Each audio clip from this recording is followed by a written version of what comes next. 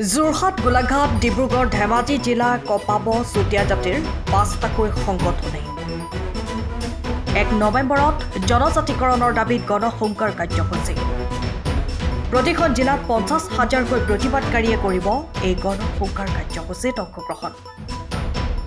চুতীয়া জাতিক জনজাতিকৰণৰ ক্ষেত্ৰত চৰকাৰে হেমাহি কৰা বুলি অভিযোগ তুলি জাতিটোৰ ৫টাকৈ সংগঠনে সন্মিলিতভাৱে আৰম্ভ কৰিব গণসংগ্ৰাম।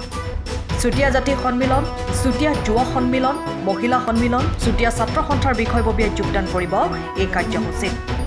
জনজাতিকৰণ নহ'লে ২৬ত বিজেপি দলে সন্মুখীন হ'ব লাগিব বৃহৎ প্ৰত্যাহ্বান। আজি যোৰহাটত আটাইকেইটা সংগঠনৰ কেন্দ্ৰীয় সমিতিৰ বৈঠকৰ পিছতে এই সিদ্ধান্ত গ্ৰহণ কৰা হয়। সভাত ট্ৰাইবেল সংঘৰ সাধাৰণ সম্পাদক আদিত্য খাকলাৰীৰ চুতীয়া জাতিৰ জনজাতিকৰণৰ ক্ষেত্ৰত কৰা মন্তব্য গৰিহণা দিয়াৰ লগতে এনে মন্তব্যৰ পৰা বিৰত থাকিবলৈ আহ্বান জনায়। আজি সভাত সিদ্ধান্ত গ্ৰহণ কৰা হৈছে যে চুতীয়া জনগোষ্ঠীক জনজাতিকৰণৰ ক্ষেত্ৰত ট্ৰাইবেল সংঘৰ সম্পাদক আদিত্য খাকলাৰী ডাঙৰীয়াই যি মন্তব্য আগবঢ়াইছে সেই মন্তব্যৰ আমি তীব্ৰ গৰিহণা দিছোঁ। আমি ইয়াৰ যোগেদি তেখেতক প্ৰশ্ন কৰিব বিচাৰিছোঁ যে 1981 চনতে ট্ৰাইবেল সংঘই চুতীয়া জনগোষ্ঠীক জনজাতি মৰ্যাদা প্ৰদান কৰিব লাগে বুলি তেখেতে আপত্তিবিহীন প্ৰমাণপত্ৰ আমাক প্ৰদান কৰিছিল। তাৰোপৰি মিচিং কেবাঙৰ দৰে সংগঠনে আমাক জনজাতি মৰ্যাদা প্ৰদান কৰিব কৰিছে। কিন্তু তাৰ পিছতো আদিত্য খাকলাৰীয়ে খিলঞ্জীয়া জনগোষ্ঠীৰ অন্যতম ভূমিপুত্ৰ আদিম ভূমিপুত্ৰ চুতীয়া জনগোষ্ঠীক জনজাতিকৰণৰ ক্ষেত্ৰত তেখেতসকলৰ যি আপত্তি দৰ্শাইছে ই অতি পৰিতাপৰ কথা আৰু ই আচলতে অসমৰ খিলঞ্জীয়া লোকসকলৰ সুৰক্ষাৰ ক্ষেত্ৰত যি তেখেতে প্ৰকাশ কৰিছে যে সেই খিলঞ্জীয়া লোকসকলৰ সুৰক্ষাৰ ক্ষেত্ৰত তেওঁ গুৰুত্ব প্ৰদান কৰা নাই। আৰু এইটো কথা ঠিক যে ৬ জনগোষ্ঠীক জনজাতিকৰণ কৰিলে অসমখন সুৰক্ষিত হ'ব আৰু অসমখন সুৰক্ষিত কৰি বহিৰাগতৰ যি আগ্ৰাসন চলিছে এই বহিৰাগত আগ্ৰাসনৰ কিন্তু বাধা দিবৰ কাৰণে ৬ জনগোষ্ঠীক জনজাতিকৰণ কৰি অসমক এখন জনজাতীয় ৰাজ্য হিচাপে ঘোষণা কৰাৰ কথা প্ৰয়োজনীয়তা আছে বুলি আমি অনুভৱ কৰিছোঁ। আৰু ইয়াৰ যোগেদি আমি খাকলাৰী ডাঙৰীয়াক অনুৰোধ জনাব বিচাৰিছোঁ যে অসমৰ ভূমিপুত্ৰ খিলঞ্জীয়া লোকসকলৰ সুৰক্ষাৰ ক্ষেত্ৰত ৬ জনগোষ্ঠীক জনজাতিকৰণৰ ক্ষেত্ৰত তেখেতসকলে আমাক সঁহাৰি জনোৱাৰ প্ৰয়োজন আছে। তাত অৱস্থিত চুতীয়া সাংস্কৃতিক বিকাশ কেন্দ্ৰত চুতীয়া জাতি সন্মিলনৰ উদ্যোগত চুতীয়া জাতিৰ কেওটা সংগঠন চুতীয়া যুৱ সন্মিলন অসম, চুতীয়া ছাত্ৰ সন্থা, চুতীয়া যুৱ পৰিষদৰ উদ্যোগত এখন জৰুৰী সভা অনুষ্ঠিত হয়। এই সভাৰ যোগেদি যোৱাকালি গোলাঘাটত অনুষ্ঠিত চুতীয়া জাতি সন্মিলনৰ সভাত যি সিদ্ধান্ত গ্ৰহণ কৰা হৈছিল যে চুতীয়া জনগোষ্ঠীক জনজাতিকৰণৰ বাবে যেনেদৰে প্ৰতাৰণা কৰি অহা হৈছে এই প্ৰতাৰণাৰ বিৰুদ্ধে চুতীয়া জনগোষ্ঠীয়ে একেলগ হৈ মাত মতাৰ এটা সিদ্ধান্ত গ্ৰহণ কৰা হৈছে। যিহেতু বিজেপি চৰকাৰখনে 2019 চনৰ পৰাই চুতীয়া জনগোষ্ঠীক জনজাতিক মৰ্যাদা প্ৰদান কৰিম বুলি তেওঁলোকে প্ৰতিশ্ৰুতি প্ৰদান কৰি আহিছিল। কিন্তু পৰিতাপৰ কথা যে আজি পৰ্যন্ত তেওঁলোকে চুতীয়া জনগোষ্ঠীক জনজাতিকৰণৰ যি ব্যৱস্থা সেই ব্যৱস্থা কৰাত তেওঁলোক ব্যৰ্থ হৈছে।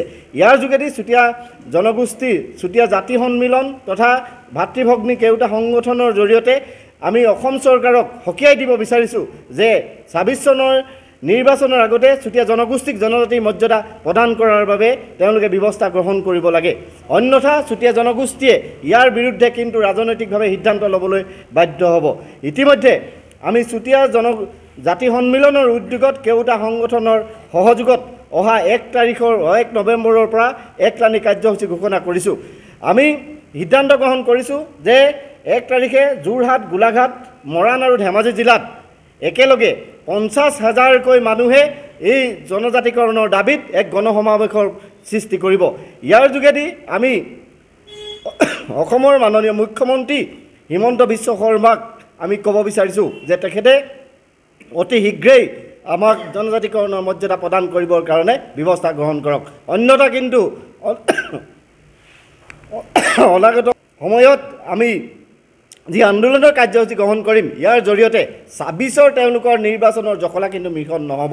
গতিকে আমি অহা ১ তাৰিখে ৫০,০০০ মানুহে যোৰহাট, ধেমাজি, মৰাণ আৰু গোলাঘাট জিলাত এক প্ৰতিবাদী কাৰ্যসূচী গ্ৰহণ কৰিবৰ কাৰণে আমি আগবাঢ়িছোঁ। আমি সিদ্ধান্ত কৰিছোঁ যে আমি চুতীয়া জনগোষ্ঠীৰ ৰাইজক ঘৰে ঘৰে গৈ বুজাই তুলিম যে চুতীয়া জনগোষ্ঠীক জনজাতিকৰণৰ ক্ষেত্ৰত বৰ্তমানৰ শাসনত অধিষ্ঠিত থকা বিজেপি চৰকাৰখনে প্ৰতাৰণা কৰিছে। আমাক প্ৰতিশ্ৰুতি প্ৰদান কৰিছিল যে তেওঁলোকে শাসনলৈ অহাৰ লগে লগে আমাক জনজাতিকৰণৰ মৰ্যাদা প্ৰদান কৰিব, কিন্তু তেওঁলোকে আমাক চূড়ান্তভাৱে প্ৰতাৰণা কৰিছে। তেওঁলোকে আজি পৰ্যন্ত আমাৰ চুতীয়া জনগোষ্ঠীক জনজাতিকৰণৰ ক্ষেত্ৰত যি প্ৰতিবেদন পঠিয়াব লাগে সেই প্ৰতিবেদন তেওঁলোকে আজি পৰ্যন্ত পঠিওৱা নাই। গতিকে আমি বুজাই তুলিম যে তেখেতসকলে এই যি বিজেপি চৰকাৰ, এই বিজেপি চৰকাৰ চুতীয়া জনগোষ্ঠীৰ স্বাৰ্থত নাই। গতিকে তেওঁলোকৰ বিৰুদ্ধে তেওঁলোকে ৰাজনৈতিকভাৱে সিদ্ধান্ত গ্ৰহণ কৰিব লাগে। প্ৰতিখন জিলাতে 50,000কৈ লোক একত্ৰিত কৰি এই চৰকাৰৰ বিৰুদ্ধে আমি গণসংকাৰ দিবৰ কাৰণে সিদ্ধান্ত গ্ৰহণ কৰিছোঁ।